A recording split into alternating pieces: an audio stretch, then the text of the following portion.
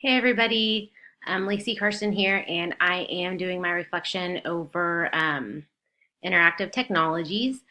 What experience have I had with interactive technologies? Most of the elementary schools that I've worked in have had smart boards or Promethean boards.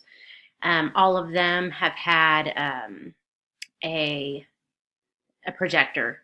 So I don't really know how to use them. I could do it, but I've never set them up myself and used them. I've just seen the students using them. I've never worked with clickers or anything like that. That's kind of a different concept for me, but I've seen kids play interactive games using Chromebooks and things like that or iPads. So that's the experiences that I've had with interactive technology.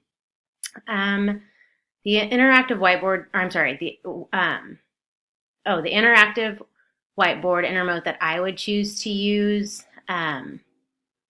was the smart board.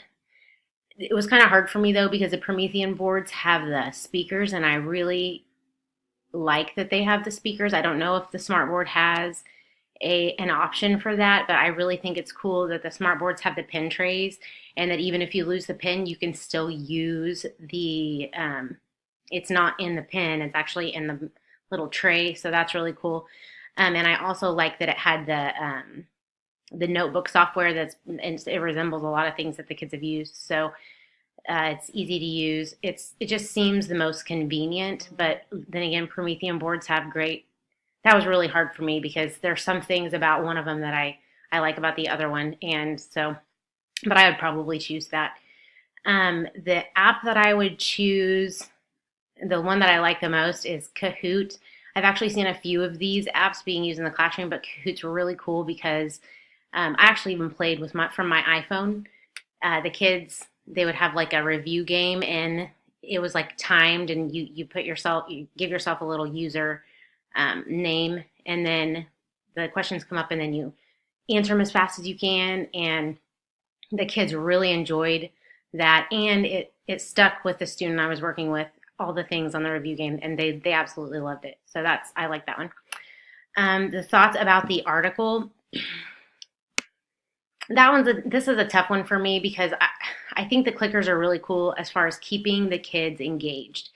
Um, in it, but you can also do it with Chromebooks and things like that. But Chromebooks are probably more expensive, and there's fewer of them. So if it's cost effective to do the clickers, I think that it would be kind of a cool thing if you could have it in the classroom all the time. I don't think getting a clicker instead of getting a Chromebook or touchpads or whatever is necessarily better. And the other thing that I noticed in the article was that the students with disabilities might not be able to use the clickers.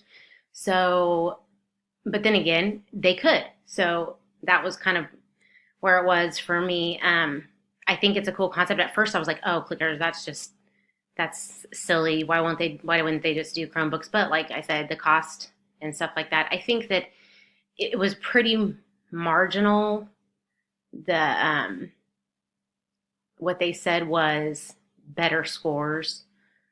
I mean, I think that would have to be something that's done more than one time. I think that the kids obviously would like them more, and it keeps the kids more, engaged. So I don't know. I thought that it was really cool to read about, and it's definitely something to keep in mind for the future.